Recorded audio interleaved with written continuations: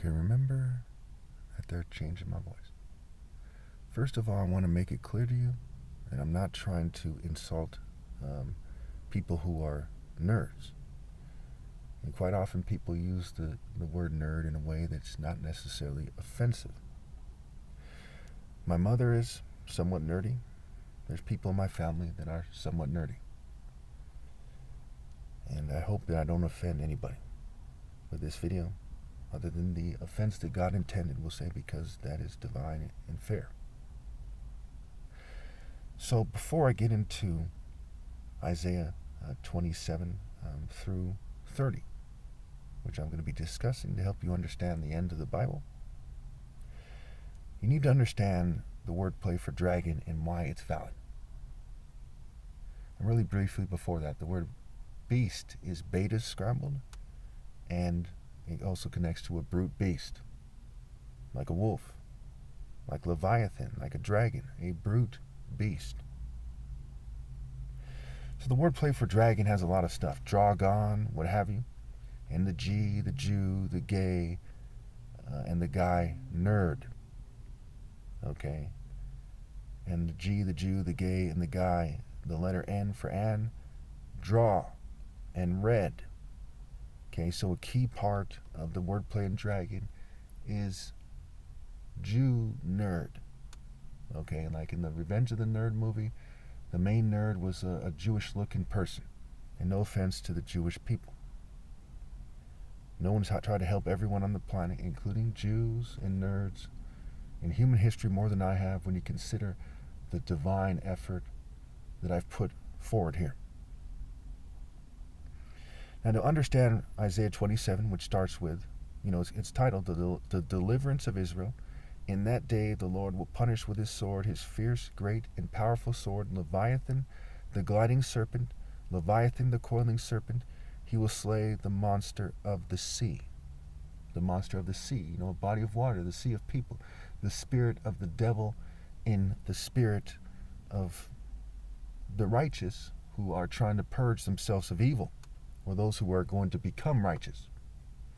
Also, when people are going down the contaminated, polluted waters of the wicked, okay, they get slain along with Leviathan. We see that in Revelation 19 and Revelation 20. Okay. Let's talk about, the dragon, Leviathan, the coiling serpent, the ancient serpent, the devil, the dragon, the devil.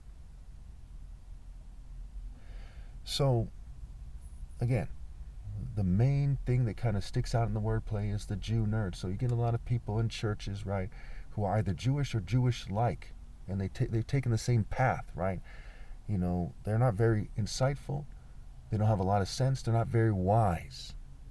Now, how do we know this? By what they've committed to and what they haven't committed to. So why is a nerd someone who is not worthy to lead all of humanity? Well, it's what they aren't good at, right? So what they are good at and what they aren't good at factor in here. So let's talk about what they are good at first. Okay, they might be good at science, right? Book smarts in a certain sense of the term. Because if you're really a wise person and you read the Bible, for example, you're going to do the right thing. It is not book smart in a sense to read the Bible and to just be a nerd who talks about the details. That's like being a serial killer or something. You're fixated on things. And a lot of serial killers, Jeffrey Dahmer, Ted Bundy, the Night Stalker, they were either nerdy or they were nerdish. Many nerds have become serial killers in history.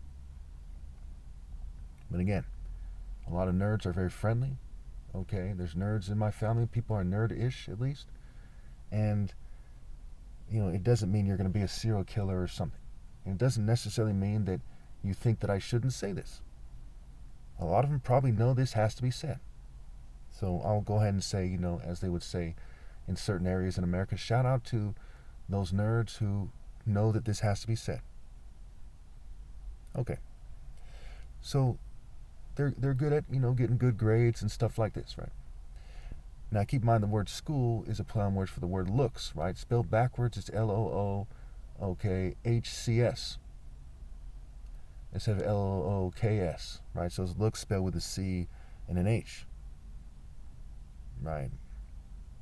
Okay. So let's talk about what they're not good at. Why would God say, hey, they're not supposed to lead that Chukwuemeka, which is my name, is? Point number one, at life. Okay, quite often we see in the movies or somewhere a TV show that nerds are being bullied, and they say, hey dweeb, hey dork, hey nerd. Okay, why are you doing this or that? Because they suck at life, and there's a lot of things that go into that. And we're going to be getting to some of them. One of them is style. That's another point I'm going to get into. Okay, there's things that have to do with life intelligence in general, right? What you commit to, right? So there's a reason why in the dictionary a nerd is defined as boringly studious and foolish and contemptible. And I found another definition where they say worthless. Okay? And if you're somebody who's worthless, are you honoring God? No, your soul is worthless too, so to speak. Now, again, you can still have some nerd characteristics and obey God through me and go to heaven. Being a nerd by itself, okay, doesn't mean that someone's going to be cut off from heaven. If they don't obey God through me, no matter if they're a nerd or not, they're not going to go to heaven. So again, point number one is life. Point number two is love/sex. Point number three is art. Point number four is style. Point number five is physical activity. Point number six is religion and transcendence. Okay, and point number seven is understanding people. Okay, so they talk about existential intelligence, why we're here. Intrapersonal, interpersonal, understanding yourself and others. Spatial intelligence, the deeper meaning, I say, comes first and foremost when it comes to how 3D objects relate in nature. Natural intelligence, again, deeper meaning, not just basic science, but deeper meaning. Okay, they don't really have these forms of intelligence that are key in understanding God. Okay, so when we go to point number two, love and sex, for example. I use the example of, say a woman is already married. Let's look in terms of sex first and foremost. Okay, and she's at a bar and she's trying to have sex. And there's a nerd at the bar talking about how smart he is and his fancy degree. And she's already married to a rich guy. She doesn't care. If you go to Stanford and you go on and on about how smart you are as a Stanford student, they don't care. Because they're competing with you, and everyone at that college is considered book smart or whatever. And there's many other colleges where that's the case. The fact of the matter is people don't really care how smart someone is, unless they're a dumb female, a dumb slut or something. Another example is a sorority chick. We don't perceive them to be smart. We don't perceive them to be good in bed because they suck at life and they suck at love and sex, and they're not life smart. They're nerdy. So we think of sorority chicks like cheerleaders or something as airheads, even though many of them go on to get PhDs. So you need to understand the situation. It is retarded to say, hey, that's how it's done in our culture. In Western culture, quite often nerds define how things are done, and they're defined by other nerds in their own dictionary as foolish, contemptible, and boringly studious and worthless. It's hidden in plain view. Okay. So, in terms of love, I think it goes without saying, right? Do you perceive the most intense and righteous love to come from a nerd? No. Point number three, art. Quite often, nerds are too shallow and nerdy and foolish and contemptible to make an artwork, a work of art that reflects something profoundly insightful, profoundly wise, something deep and spiritual. So usually they're not good at art, on the highest level, at least. Point number four, style. I think that goes without saying. They don't have that kind of insight and foresight and that understanding of things and understanding of how things relate to come off as really smooth and stylish. Now keep in mind, I myself these days don't dress so stylish because the government is doing funny things to my clothes and so on and so forth, and they're making it hard for me to dress with a certain style. It's a long story for another day. Now, point number five is physical activity. Do you think that, Elon Musk or Zuckerberg or the Revenge of the Nerds guy, or Mr. Bean or Borat, okay, or Ronald McDonald for that matter, who's kind of nerdy, right? Or the average frat guy, you think they're good at martial arts or boxing or, running? Usually they're not. Now, sometimes they are, but usually they're not. It's more characteristic of a nerd to not be good at physical activity than to be good at physical activity. generally speaking, basically. Point number 6. Religion and transcendence. If you are foolish and contemptible, foolish, right, where folly is said to be an unruly woman, and folly is said to be in the heart of the child and the rod of discipline. Nerds don't have life discipline and martial discipline. Okay, it's said to be in the heart of a child, and the rod of discipline will drive it away. So they are not good at religion or transcending things. And point number 7, they're not good at understanding people. People who take a nerd stance don't have that kind of life understanding and that insight and that wisdom and that sense to truly understand other people. So we see nerd families, they suffer from a lack of intrapersonal and interpersonal skills, understanding themselves and one another. Again, no offense to anybody. Now, when we get into Isaiah 27, again, remember, one of the most important applications of the wordplay of dragon, and Leviathan isn't just a coiling serpent, he's a dragon, he's a massive serpent, he's a dragon, is the Jew nerd. So the gay, Jew, guy, nerd is kind of a specific explanation. And it goes back to the Baal worship and Asherah and Molech and Chemosh that the Israelites were indulging in. And what kind of person, when you think of a pagan, they're usually a nerd, right? You think of a goth, a nerd. It's from a pagan. Rockers are like nerds with long hair, lashing out. They're good at something, right? They're talented at something, which is, maybe a musical instrument, maybe researching the history of something and applying it to their music, but they're just a nerd lashing out. No offense to anybody. Isaiah 27, the deliverance of Israel. In that day the Lord will punish with his sword, his fierce, great, and powerful sword, Leviathan the gliding serpent, Leviathan the coiling serpent. He will slay the monster of the sea, and it should also say the dragon of the sea. In that day sing about a fruitful vineyard. I, the Lord, watch over it. I water it continually, I guard it day and night, so that no one may harm it. I am not angry. If only there were briars and thorns confronting me, I would march against them in battle. I would set them all on fire. Remember, this is the Lord saying. They march against them in battle. The Lord is a warrior, not a nerd. Or else let them come to me for refuge. Let them make peace with me. Yes, let them make peace with me. In days to come, Jacob will take root. Israel will bud and blossom and fill all the world with fruit. Again, the new heaven and the new earth, not this earth. Has the Lord struck her as he struck down those who struck her? Has she been killed as those were killed who killed her? By warfare and exile you contend with her. With his fierce blast he drives her out, as on a day the east wind blows. By this then will Jacob's guilt be atoned for, and this will be the full fruit of the removal of his sin. When he makes all the altar stones to be like limestone crushed to pieces, no Asherah poles or incense altars will be left standing. Let's stop right here. If a group of people have raped and killed and extorted people all over the world, and then they decide, hey, one day they're going to stop, and they destroy all the pagan symbols they have, does that atone for their sin? No.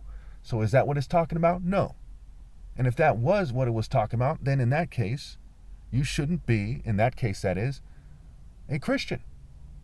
Because why on earth would you serve a God that would let a people do all these horrible things for thousands of years, and then one day say, hey, you know what, let's stop now that we social engineered and we've bred people the way we want, and let's destroy these pagan symbols and let's ride off into the sunset. That's not God, that's the devil. If you interpret it that way, I promise you, that you worship the devil. Now, if it was talking about a martial arts society, it would make a lot more sense. However, that's not what it's saying either. What it's saying is those who are screened out for righteousness' sake and stop reproducing, when they go to the new heaven and the new earth, which is not on this planet, it's in the spiritual realm. And that they put all this stuff behind them, and they did what it actually takes to go to heaven,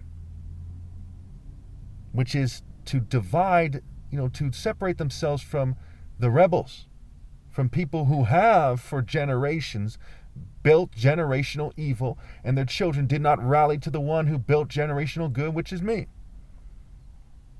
To destroy the altar stones, the limestones, the Asherah poles, etc., is to destroy the spirits of those things by rallying to the Son of God, coming into him before time is up, before my little flesh dies, and to leave this planet with me. On what the Egyptians would have said is the solar boat, so to speak. The sun is a symbol of God, to the spirit, the solar spirit, so to speak. Not the sun itself, but what it is telling us in Psalm 19 and in Malachi, the sun in righteousness, in the spirit of righteousness that's associated with the sun. The path of the righteous is like the morning sun, shining ever brighter to the full light of day. I believe that's Proverbs 4:18. That is what it's saying. You better believe there's a bunch of dumb people who interpret in a way that's very satanic, which is the difference between Jerusalem in the spiritual realm, which is coming down to the new earth in the spiritual realm, and Jerusalem in this world where people are using psychology and falsely defining the chosen in the Bible. The chosen in the Bible are the righteous and not the Jews. Let me quickly tell you a story I'm going to make up right now between two Jews. There was once two Jews. Too bad this story isn't true, and it's probably not going to be true, but we'll get to it. Okay, there's two Jews, and they heard this video. One of them says, how dare he suggest that the Jews aren't chosen? The other one kills the first one. Then he rallies and obeys God through me. He goes to heaven. The first one goes to hell. Because it is the righteous and not those who insist on the flesh. It says in John 6:63, right? The spirit means everything, the flesh means nothing. And when you're a Jewish person and not a Christian, you believe that the satanic Jews should be stoned to death. And you don't have to be a Christian, so to speak, to go to heaven. You have to obey God through me. So if that's the best you can do, whether you should do it or not, and you're trying to be true to God to the best of your ability, then you obey God through me after that. That's how you go to heaven. That's loving God with all your heart, with your understanding at the time, while there's still time left. That's how wrong the opposition view is. Compare the motive, the formula, the model, and the output. Again, compare the motive. What are they trying to do? Racial supremacy or serve God? The formula. How do they get to their conclusion? What is their life formula? The model. What is their life model? And what is the output? Bunch of petty racial supremacists everywhere? Not a decent person among them? Not a man among them? Versus someone manning up on the highest level saying this is universally true. Compare the models. That's why one of my favorite scriptures in the Bible is when Christ says, why don't you judge for yourselves what is right? One of them did that effectively.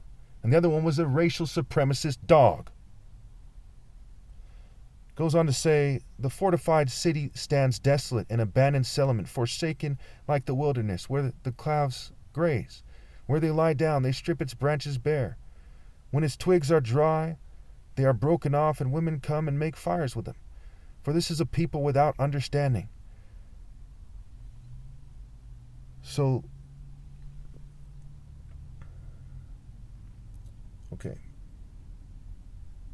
So their Maker has no compassion on them, and their Creator shows them no favor. In that day the Lord will thresh from the flowing Euphrates to the Wadi of Egypt, and you, Israel, will be gathered up one by one. And in that day a great trumpet will sound. Those who are perishing in Assyria and those who were exiled in Egypt will come and worship the Lord on the holy mountain in Jerusalem. So also compare the output of the argument here. The output, one of their outputs is that they're here on this planet and they're saying, yay, we're on this mountain, a physical mountain, a mountain where animals defecate on, where the rain, which is like 3% urine or whatever it is, rains on. You're talking about a filthy planet where God said you return to the dust. Why return to why is that a punishment? Because the dust is filthy. which means the mountain, the literal mountain, is filthy. So where is the place that you worship God? In the spiritual realm. And religion means to rejoin. Do you want to rejoin the dust and say, yay, like the devil? Or do you want to rejoin the essence of the Spirit, the essence of the covenant, the essence of righteousness and obedience to God?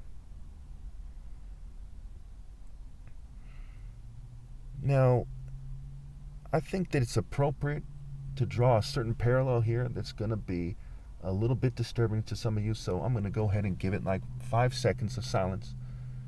And I want you to kind of come back down to thinking of things in a less spiritual way, because what I just said was very powerful. So 5 seconds here.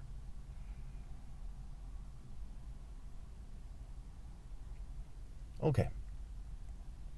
So if you look at it in terms of having sex, can you imagine if you zoomed in on the body parts? So imagine an attractive model, and you're like, okay, her ears have earwax. Okay, her breasts, hold milk when she's pregnant. And you start looking at it in terms of the flesh. You say, yay, the flesh. It's disgusting. It is absolutely disgusting. Sweat and everything else. You're looking at a flesh body that's a disgusting thing. If you're zoomed in on the flesh. You look at it in terms of psychology, it's immature. You're like, we're both butterflies and so on and so forth. That's stupid. You're like, hey, you're this position in life. Dumb. But if you get to the essence of the spirit of making love, that's what's important. And you're better off doing it without a physical vessel, because it does take away from it to some degree. The people who make the best love historically, were more able to focus on the spirit and the soul's mingling. And then to derive that kind of, you might say, flesh-based pleasure, and whatever that good feeling that comes with the flesh and the things that happen in the bedroom, right? To combine that in a very pure and holy way with making love. When you don't do that in life, because every female's an idiot or something, whether or not that's the case, it pisses you off far more than words can describe. It is a sacred process. It brings you sacred healing. And no female has the right to deny me that. They are profoundly disgraced for shunning me. Profoundly. And then they have the nerve, on top of that, if that's not bad enough, which is so bad, to interpret these scriptures in a way that is disgusting by their actions, by who they follow, by who they date, by how they think, by what they've committed to. In their own ways, they're in the spirit of the nerd dragon. They don't understand life and existential intelligence. They don't understand love, making love, or even just sex. They don't understand, what art is better than what and why. They don't understand style. They don't understand physical activity like martial arts and what, the deeper implications, of leopards striking, falcons diving, what have you. They don't understand religion and transcendence. They don't understand people. They're just an idiot going through life like an earth-hugging, flesh-worshipping dog. And it is pathetic. The word selfish is a play on words for see flesh. Why on earth would anyone want to have a child with a selfish person? Why would anyone want to be a childish, selfish person, and to reproduce with another childish and selfish person? Guaranteed to bring in an abomination. The only chance they have is to be redeemed, and I am the Redeemer. I am that I am.